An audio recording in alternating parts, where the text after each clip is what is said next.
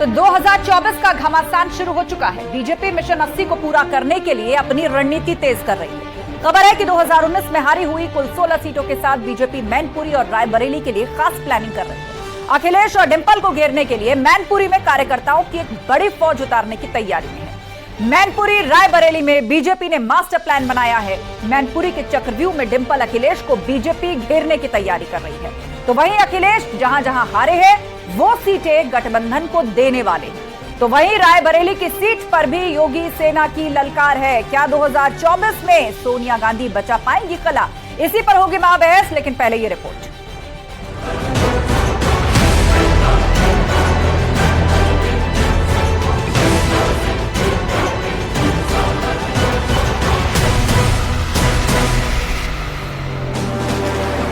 BJP का master plan, UP की 16 सीटों पर घमासान।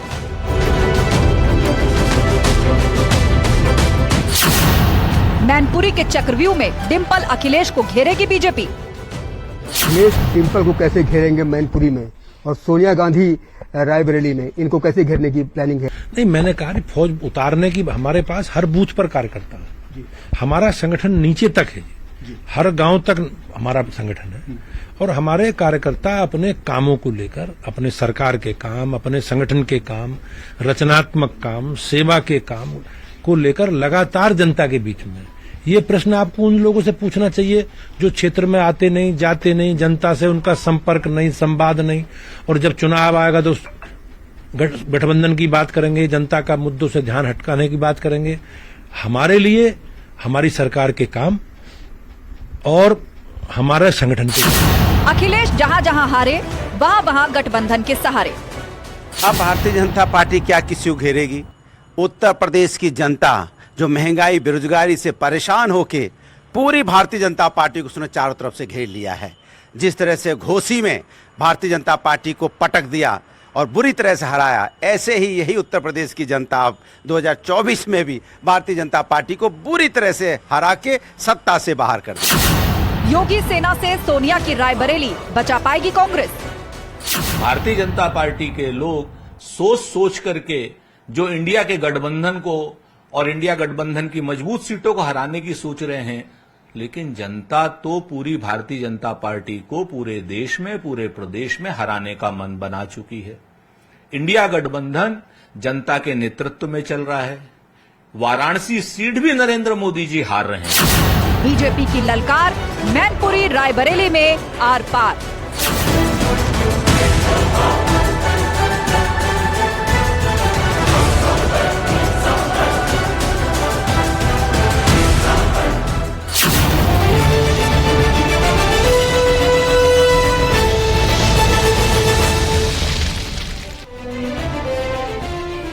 और अब वक्त है महाबहस के सवालों का। एक एक करके वो सवाल आपके सामने जो आज अपनी चर्चा में हम शामिल करने जा रहे हैं। सवाल नंबर 1, मैनपुरी में बीजेपी की रणनीति कामयाब होगी? मैनपुरी में आखिर बीजेपी ने जो रणनीति बनाई है सपा को घेरने के लिए, मिशन 80 में से 80 जो उसे पूरा करना है उसमें मैनपुरी भी है। क्या वो रणनीति कामयाब होगी और आखिर क्या है वो रणनीति?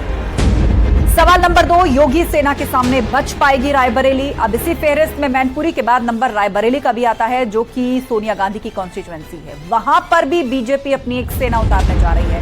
तो क्या इस बार जो अमेठी पिछली बार हाथ से गया, रायबरेली बचेगा कांग्रेस के पास? सवाल यह भी, गठबंधन के सहारे हारी सीट जीत पाएंगे अखिलेश? क्योंकि पूर्व में जो सीटें उन्होंने हारी हैं, इस बार खबर आ रही है कि वो सीटें अखिलेश यादव गठबंधन के लिए छोड़ सकते हैं। और अब चर्चा को आगे बढ़ाते हैं। हमारे साथ जुड़ चुके हैं संजय चौधरी जी, प्रवक्ता बीजेपी। हमारे साथ अनुराग भदौरिया जी जुड़ गए हैं, समाजवादी पार्टी के प्रवक्ता। अनिल दुबे जी हैं, प्रवक्ता आरएलडी। साथ ही अभिमन्यु त्यागी हमारे साथ जुड़ गए हैं, कांग्रेस के प्रवक्ता। और माही अंबेडकर हमारे साथ हैं, नेता बसपा। आप सभी मेहमानों का स्वागत है। चर्चा की शुरुआत करते हैं और सबसे पहले सवाल अनुराग भदौरिया जी आपसे। सवाल यह कि मिशन 80 में से 80 पूरा करने के लिए बीजेपी अपनी रणनीति को धार दे रही है, और कहा जा रहा है कि मैनपुरी और रायबरेली में तो लाखों कार्यकर्ताओं की सेना को अभी से उतारा जा रहा है, ताकि 2024 में वो गढ़ आपसे छीना जा सके। देखिए, 24 करोड़ उत्तर प्रदेश की जनता ने भारतीय जनता पार्टी को घेर लिया चारों तरफ से। भारतीय जनता पार्टी जनता के चक्रव्यूह में फंस चुकी है। वो अपने आप को नहीं बचा पा रही है। उनकी सत्ता 2024 में जनता छीनने जा रही है। वो क्या किसी को घेरेंगे? वो अपने आप को ही बचा ले। महंगाई, बेरोजगारी से त्रस्त आके जनता ने पूरी तरह से घेरा है, और उसकी जो वानगी थी वो आपने घोसी में देख ली कि सत्ता ने पूरा अपना प्रशासन लगा दिया, पूरा तंत्र लगा दिया, तब भी वो 43,000 करीब वोट से वहां की सीट बीजेपी हार गई। अब इसके बाद भी अगर आपको लग रहा हो कि जनता उनके साथ है तो ये तो भाई आश्चर्य की बात है। इसलिए जनता के चक्र में भारतीय जनता पार्टी बुरी तरह फंसी हुई है और यही जनता 2024 में भारतीय जनता पार्टी को हरा के, ठीक है, बड़ा दावा आप कर रहे हैं। जवाब संजय चौधरी से ले लेते हैं। संजय चौधरी जी बताइए, घोसी का उदाहरण पेश किया जा रहा है सपा की तरफ से और कह रहे हैं कि घिरेंगे हम, नहीं घिरे हैं आप, जनता से आपको नजर नहीं आ रहा, घोसी में आपकी हार हुई की हो रही है। मैनपुरी का चुनाव समाजवादी पार्टी ने सहानुभूति के आधार पर आंसू से रो रो कर घर घर जाकर दस्तक देकर जीता था और अब मैनपुरी का चुनाव निश्चित रूप से जनता के मुद्दों पर लड़ा जाएगा। जनता के मुद्दों की बात करने वाले उनके साथ खड़े हैं जिनके राज्य में पेट्रोल भारतीय जनता पार्टी की तुलना में कम से कम 10 रुपया लीटर ज्यादा है, जो जीत कर आते हैं और हिमाचल जैसे राज्य में पेट्रोल की कीमत 4 रुपया बढ़ाते हैं, जिनके बगल के राज्य राजस्थान में महंगाई और बेरोजगारी की दर भारतीय जनता पार्टी के शासित राज्यों से 2 गुनी सी ज्यादा है। तो मुझे लगता है न तो मुद्दों के आधार पर और न ही जनता के समर्थन के आधार पर मैनपुरी इस बार मुद्दों के आधार पर भारतीय जनता पार्टी जीतेगी। इसीलिए भारतीय जनता पार्टी के कार्यकर्ता हर बूथ पर जाकर न केवल अपने कार्यक्रमों के आधार पर, अपनी नीतियों के आधार पर, वैचारिक आधार पर इस लड़ाई को जीतने वाले हैं और निश्चित रूप से मैनपुरी के चुनाव को जीतकर बिना मुद्दों के आधार पर महंगाई बढ़ाने वाले, बेरोजगारी बढ़ाने वाले, हिमाचल से लेकर और कर्नाटक और केरल तक इनके राज्यों में भारतीय जनता पार्टी से बड़ी महंगाई है। मुझे लगता है कि जब जनता इनको पैमाने पर तोलेगी तो इन्हीं के मुद्दों पर पीसीआर सभी गेस्ट को विंडो में ऑन एयर करिए। कोई कुछ कहना चाहता है, हाथ उठाना चाहता है तो कम से कम मुझे नजर आना चाहिए। ठीक है, अनिल दुबे जी का रुख करते हैं। अनिल दुबे जी बताइए, पश्चिमी उत्तर प्रदेश की सीटें बहुत अहम है। 2022 में भी जो असेंबली इलेक्शंस हुए वहां पर पश्चिमी यूपी बहुत अहम हो गया और अब 24 के लिए रणनीति को दार दे रही है बीजेपी। मैनपुरी पर नजर है, रायबरेली पर नजर है। देखिए आस्था जी, भारतीय जनता पार्टी की जो स्थिति है वो पूरे उत्तर प्रदेश में उल्टी गिनती इनकी शुरू है। पश्चिमी उत्तर प्रदेश में राष्ट्रीय लोकदल और राष्ट्रीय लोकदल के नेता चौधरी जयंत सिंह जी भाईचारा सम्मेलन, समरसता अभियान लगातार चला रहे हैं।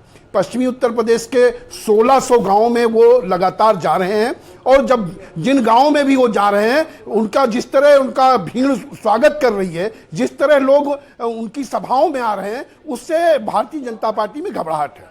और 2024 के चुनाव में भारतीय जनता पार्टी पूरे उत्तर प्रदेश में, पश्चिमी उत्तर प्रदेश में तो हारेगी, पूरे उत्तर प्रदेश में हारेगी। पूरे देश से इनके पतन की शुरुआत हो गई है, इनकी उल्टी गिनती शुरू हो चुकी है।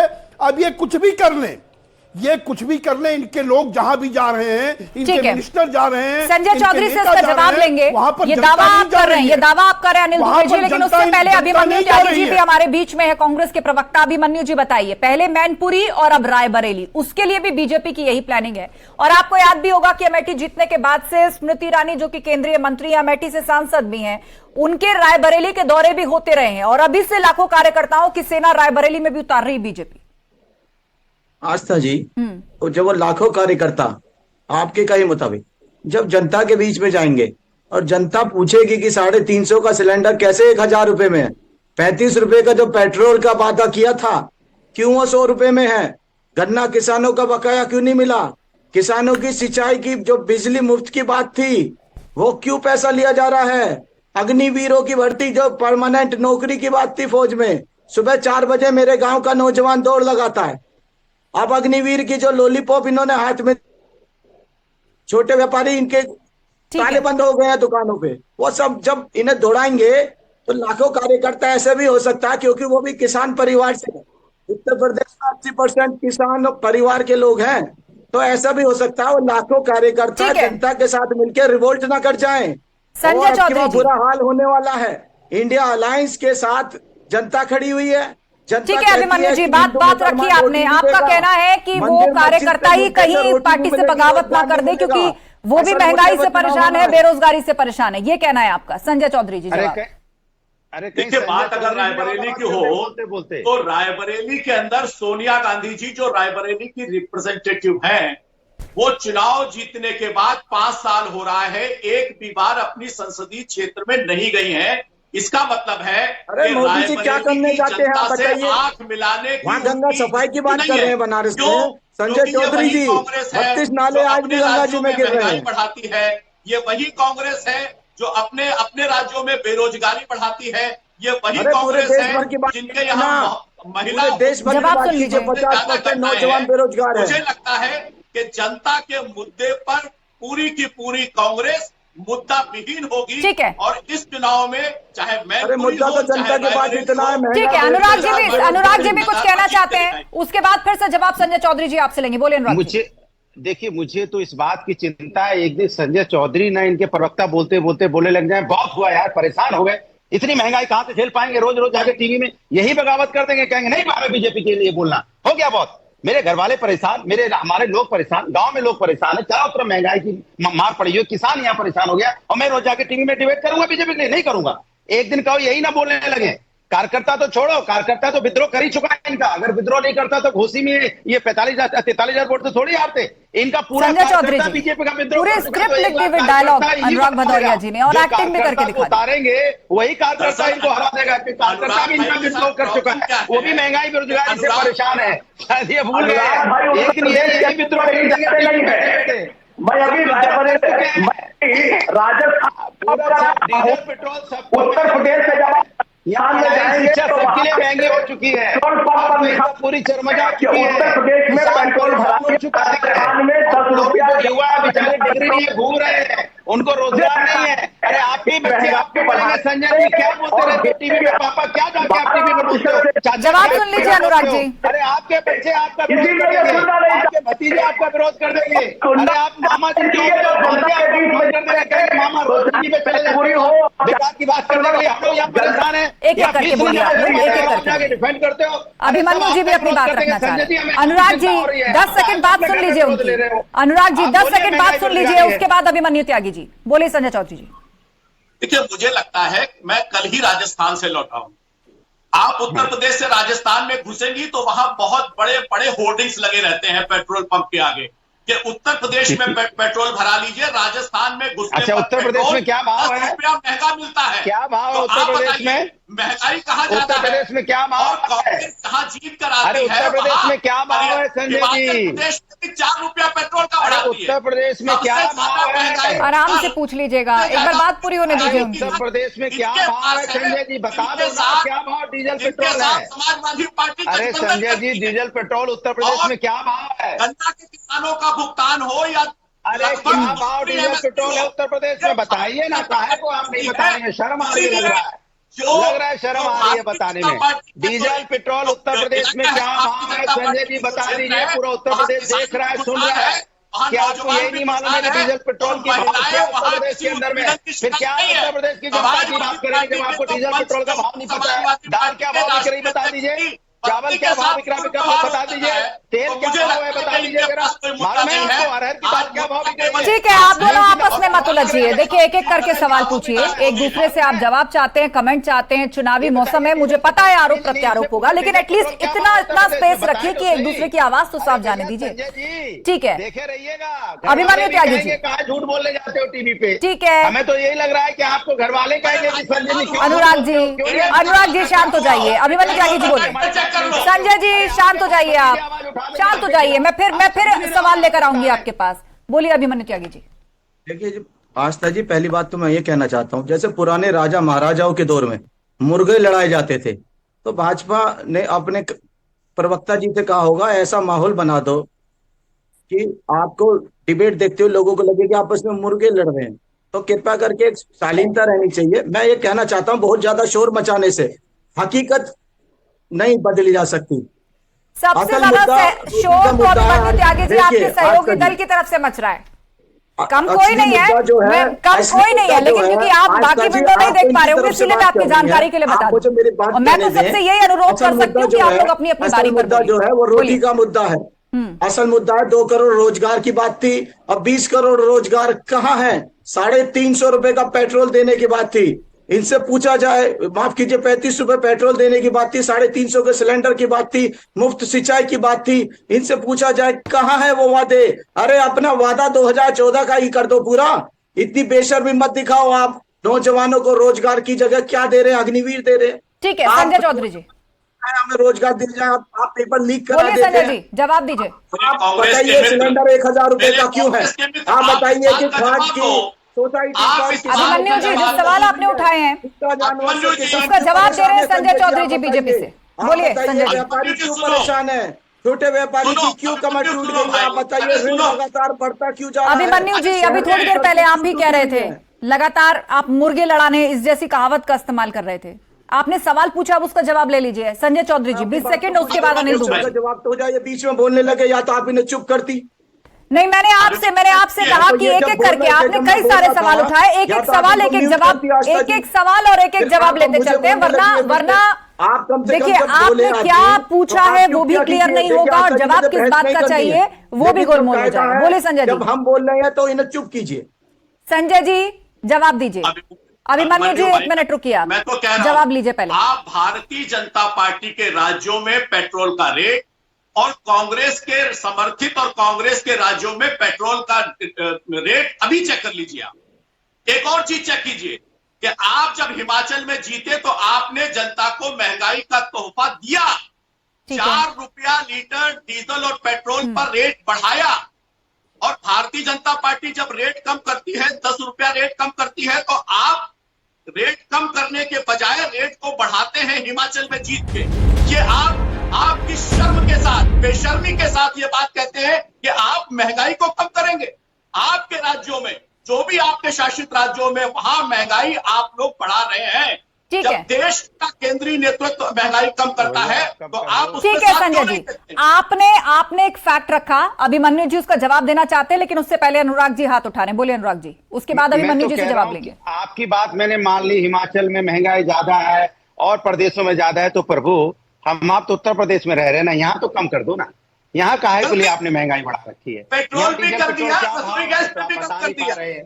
आप तो 60 रुपए पे था, तभी तो चिल्ला रहे थे ना जब 2014 में बहुत हुई महंगाई की मार, डीजल पेट्रोल आपकी बात 30-40 रुपए में हो जाएगा, या 90 रुपए 100 रुपए पार हो जाता है। हम तो तो भैया आप उत्तर प्रदेश में कम करवा दो।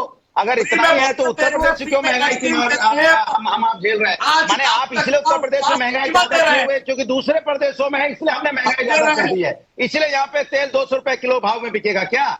बताओ ना, तेल क्या भाव है? मैं तो पूछ रहा हूँ आपसे, आटा क्या भाव बिक रहा है, दाल क्या भाव बिक रही है, संजय जी, पेट्रोल क्या भाव है? ठीक है, भाव जान लीजिए, शांत हो जाइए अनुराग जी, जवाब ले लीजिए उनसे। बोलिए संजय जी, उंगली उठा रहे, बोलिए संजय जी। अरे वो जवाब देने के लिए हाथ उठा रहे हैं, जवाब सुन लीजिए, बोलिए। अच्छा ये बताइए, 2014 में गेहूं की एमएसपी क्या थी? आपको मैंने पूछा डीजल और पेट्रोल आज क्या गेहूं भाव की एमएसपी क्या है? ये वो क्या होता है? 12 देश के साथ उत्तर प्रदेश की जनता ने आपको सत्ता में बैठाया है और वो आप उत्तर प्रदेश की जनता के किसानों के भले की बात नहीं करेंगे, किसानों की उन्नति की बात नहीं करेंगे, किसानों की इनकम दुगने की बात नहीं करेंगे।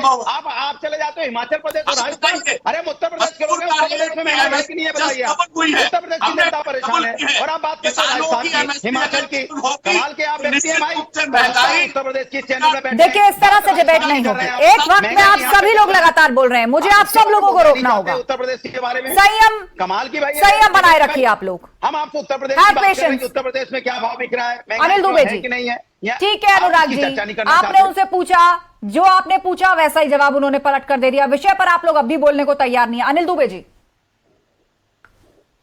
नहीं विषय पे तो बोल दिया। देखिए कि आस्था उत्तर जी, प्रदेश ये से महंगाई बीजेपी की का बात कर सफाया रहे हैं, तय है। संजय चौधरी जी और क्या एमएसपी बोले की बात बताइए। कर रहे हैं। ये बतावें कि उत्तर प्रदेश में गन्ना किसानों को लागत का 1.5 गुना मूल्य क्यों नहीं दे रहे हैं? ठीक है, पेट्रोल डीजल के गैस के दाम तो इन्होंने बढ़ा ही रखे हैं, खाद की वस्तुओं के दाम इन्होंने बढ़ा ही रखे हैं। सारी चीज महंगाई की बात को भारतीय जनता पार्टी के मुंह से शोभा ही नहीं देती।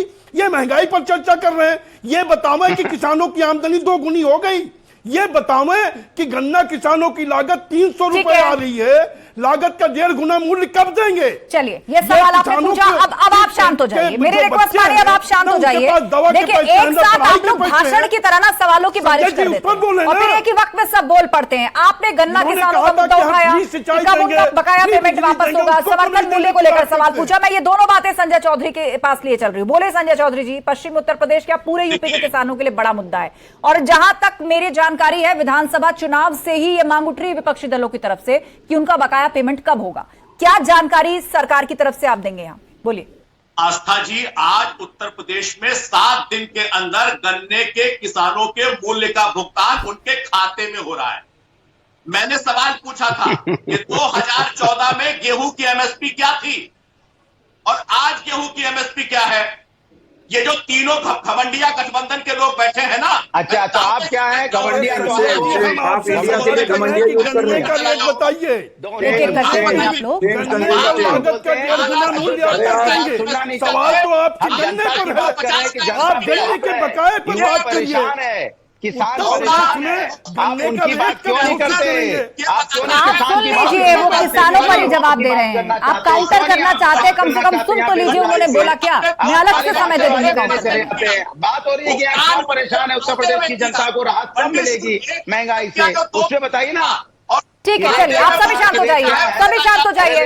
अभिमन्यु जी, अभिमन्यु त्यागी जी बोलिए, बोलिए। मेरे पास लास्ट 4 से 5 मिनट का समय है। अभिमन्यु त्यागी जी। आस्था जी, हमारे जो संजय जी भाई हैं, ये तो किसान लगते नहीं मुझे। मैं इनको बता देना चाहता हूं, खुद सरकार ने सदन में कहा है लगभग 6,000 करोड़ रुपए गन्ना किसानों का बकाया है और एक भी सरकारी शुगर मिल में। अरे आप चुप रहिए, मेरा खुद बकाया है सिंबावली शुगर मिल पे, पता है कुछ भी? या झूठ बोलते हो इतने बड़े बैनर पे आके बैठकर?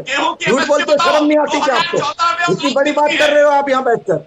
अरे आप झूठ बोले जा रहे हैं। मेरा खुद गन्ने का बकाया, आपने बकाया संजय चौधरी जी, देखिए गन्ना किसानों का कंपनियों के ऊपर जो पेंडिंग है, सबकी पेमेंट नहीं हुई है, नहीं हुई है सबकी पेमेंट।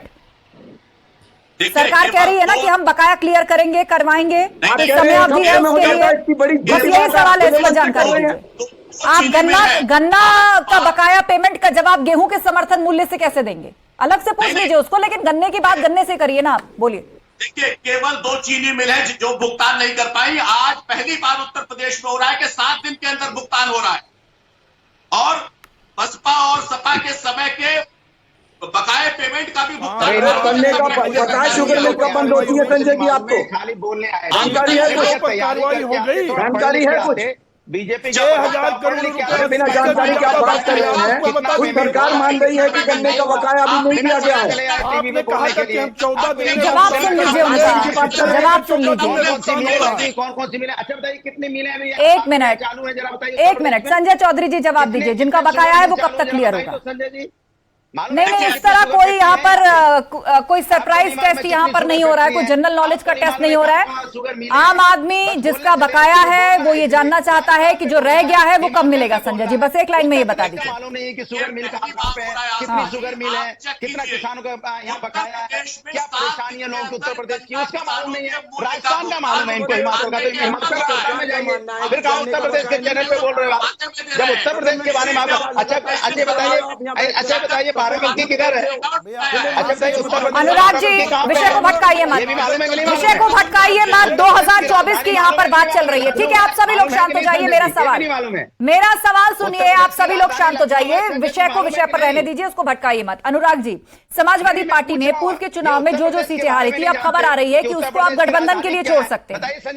तो 2024 में समाजवादी पार्टी की परफॉर्मेंस का वो हिस्सा जो वो पिछली बार हारी थी, अब वो गठबंधन के सहारे है। देखिए, समाजवादी लोगों को मैंने पहले ही बता दिया, उत्तर प्रदेश में इस बार इंडिया अलायंस और इंडिया गठबंधन पूरी तरह से मजबूत है और भारतीय जनता पार्टी पूरी चक्रव्यूह में, जनता के चक्रव्यूह में घिर गई है। अब वो छटपटा रही है और जब छटपटाने से होता नहीं है, वोट के माध्यम से जनता उनको सत्ता से आउट कर देगी, क्योंकि वो जनता की बात करती नहीं है। आपने कहा लाखों कार्यकर्ता उतार दिए रायबरेली, लाखों, मतलब लाखों कार्यकर्ता ही उतार दिए। तो भैया हम तो कह रहे हैं जब वहां वोटर ही 15-16 लाख होगा और कार्यकर्ता भी लाखों उतर गए, तो भैया ये कार्यकर्ता कहां से गए लाखों? यहाँ अभी घोसी में भी लाखों उतरे थे, हार गए यहाँ 43,000 करीब से। वो लाखों कार्यकर्ता घोसी वाले कहां से गए? त्यागी जी, अगर रायबरेली की रणनीति, क्योंकि बीजेपी कह रही है कि सोनिया गांधी ने मुड़कर नहीं देखा बीते 5 साल में, वो कितनी बार आई हैं बताइए, किसके भरोसे रायबरेली? कांग्रेस पार्टी ने काम किया। आप देखें, जब देश आजाद हुआ, एक ओल पिन की फैक्ट्री नहीं थी देश में।